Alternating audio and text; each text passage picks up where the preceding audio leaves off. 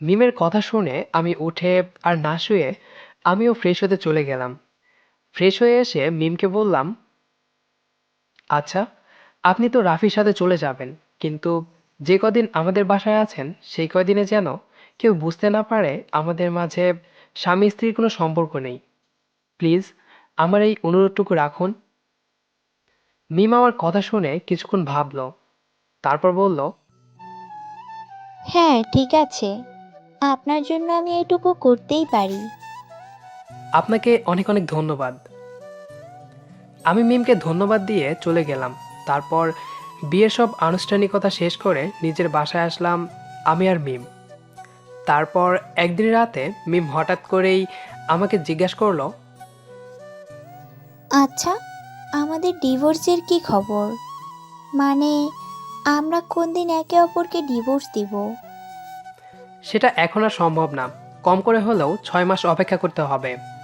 এর আগে ডিভোর্স অসম্ভব ব্যাপার। মিম আমার কথা শুনে কেমন জানি হয়ে গেল আর বলল, এই 6 মাস তাহলে কি হবে? সেটা আপনি ভালো জানেন। তবে আপনি চাইলে রাফির সাথে চলে যেতে পারেন। 6 মাস পর না হয় আমি আপনাকে ডিভোর্স দিয়ে দিব।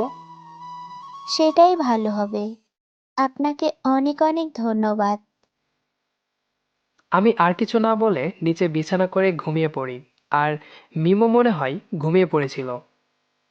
পরের দিন সকালে আবার মিমের ডাক। এই উঠুন, উঠুন, যান গিয়ে বিছানায় শুয়ে পড়ুন। আমি আর কিছু না বলে বিছানায় শুয়ে পড়লাম। আর মিমকে দেখলাম আমার বিছানা গোছাচ্ছে। মেয়েটাকে দেখতে ভালোই লাগছিল, একদম একটা লক্ষ্মী বউ। কিন্তু সে তো আমার বউ না, সে অন্য কারো বউ। জিএফ। এই কথা মনে আসতেই আবার মনটা খারাপ হয়ে গেল। তাই আর শুয়ে না থেকে ফ্রেশ হয়ে অফিসের জন্য রেডি হব। তখনই আম্মু বলল, কি ব্যাপার সোহেল বাবা, তুমি না বেশ কয়েকদিনের জন্য ছুটি নিয়েছিলে? আমি বললাম, আম্মু, অফিসে কাজের প্রচুর চাপ, তাই বস আমাকে যত তাড়াতাড়ি পারি অফিসে যেতে বলেছে, তাই অফিস যাচ্ছি। তুমি তোমার বৌমার খেয়াল রেখো। আমি গেলাম।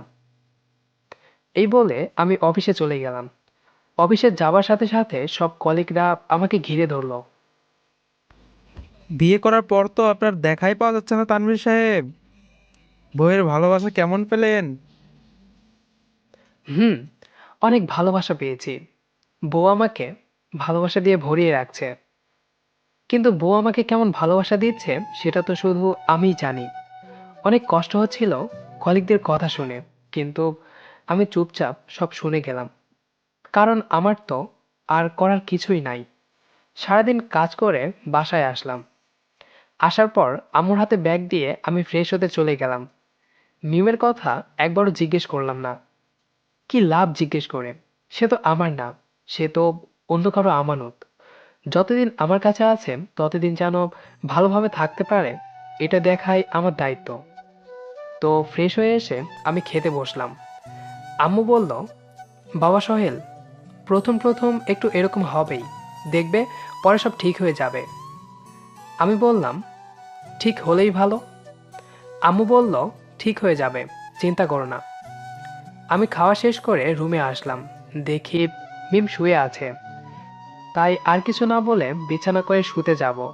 মিম বলল, আমাদের ডিভোর্সের ব্যাপারটা। সেদিন না বললাম 6 মাস লাগবে? ও, ঠিকই তো। আচ্ছা, আপনি ঘুমান। ওকে, গুড নাইট বলে ঘুমিয়ে পড়লাম। হঠাৎ রাত করে খেয়াল করলাম মিম কার সাথে যেন ফোনে কথা বলছে। আমি ভাবলাম এত রাতে আর কার সাথে কথা বলবে, রাফির সাথেই হয়তো কথা বলছে। আমি সেই দিকে আর নজর না দিয়ে ঘুমিয়ে পড়লাম। সকালে যথারীতি ঘুম থেকে উঠে ফ্রেশ হয়ে অফিসে চলে গেলাম। রাত করেই বাসায় ফিরলাম। বাসায় এসে খেতে বসলাম। আম্মু, আজ খাবারটা কেমন জানি অন্যরকম লাগছে। আম্মু বলল, আজ মিম সব রান্না করেছে, আমাকে তো রান্নাঘরে ঢুকতেই দেয় নাই। মেয়েটা অনেক ভালো রে। আমি মনে মনে ভাবলাম, যাক, তাহলে মেয়েটা আমার কথা রেখেছে। আমিও এটা ভেবেই খুশি হলাম যে আমার নিজের বউয়ের হাতে রান্না খেতে পেরে। কিন্তু আমার বউ বলে ভুল করে ফেললাম, সে তো রাফির বউ।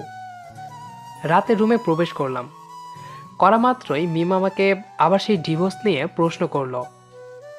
মেজাজটা গেল খারাপ হয়ে, ছুটে গিয়ে মিমের গালে ঠাস ঠাস করে কয়েকটা চড় মারলাম আর বললাম, ওই, তোরে তো বলেছি 6 মাস লাগবে, তোর কান দিয়ে কথা যায় নাই নাকি? এত যদি রাফির জন্য পাগল তাহলে পালিয়ে যেতি।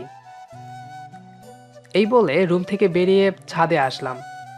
মনটা ভালো নেই। মিমকে মারা কি ঠিক হয়েছে? ঠিকই হয়েছে।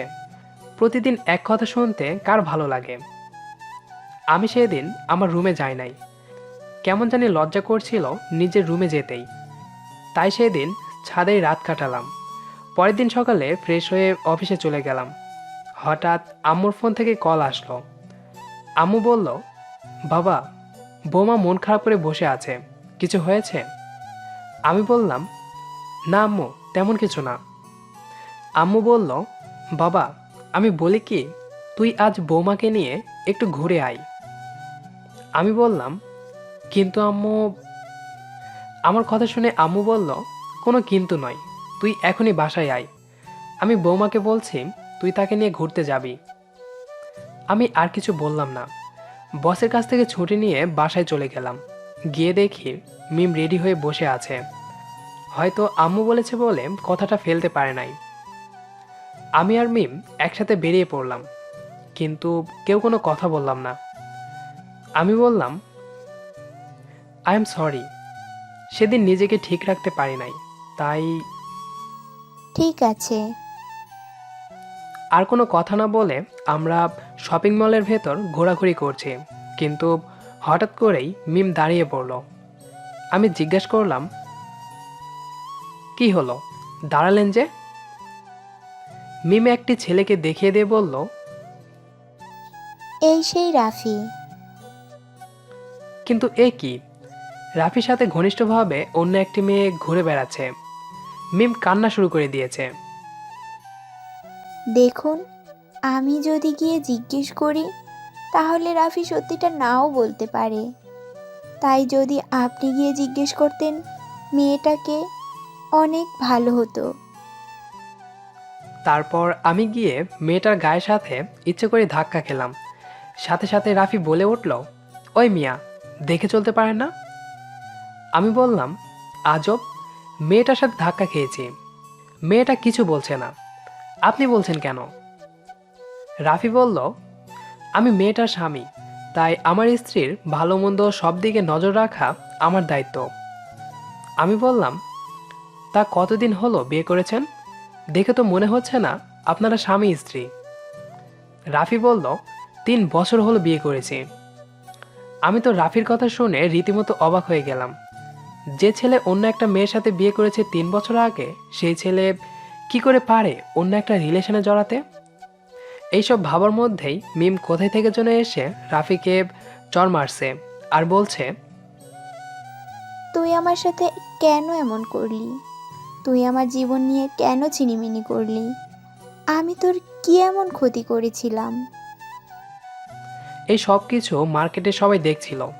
মিম আরেকটা চর মারতে যাবে, তখনই রাফি মিমকে চর মেরে দিল। সাথে সাথে কেন জানি না আজবভাবে আমি বলে উঠলাম, ওই, তুই আমার স্ত্রীকে মারলি কেন? এই বলে দিলাম রাফির নাক বরাবর একটা ঘুষি। আরেকটা মারতে যাব, ঠিক তখনই মিম আমাকে থামিয়ে দিয়ে বলল, চলুন এখান থেকে। এইসব লোকেদের সাথে কথা বলার থেকে না বলাই ভালো। তারপর আমরা বাসায় চলে আসি। বাসায় আসার পর মিম অনেক কান্না করছিল। আমি কিছু বলি নাই, কারণ কারণ কান্না করলে মানুষের মন অনেক হালকা হয়। তাই কিছু না বলে আমি খেতে চলে গেলাম, কিন্তু মিম তখনও খেতে আসে নাই। আমি বুঝতে পারছিলাম ব্যাপারটা, তাই আম্মুকে বলে আমি মিমের জন্য খাবার নিয়ে ওপরে গেলাম, কিন্তু গিয়ে দেখি দরজা বন্ধ। আমি তো চিন্তায় পড়ে গেলাম, তাই অনেক ডাকাডাকি করলাম, কিন্তু মিম সাড়া দিল না। আমার চিন্তা বেড়ে গেল, তাই দরজা ভেঙে ফেললাম।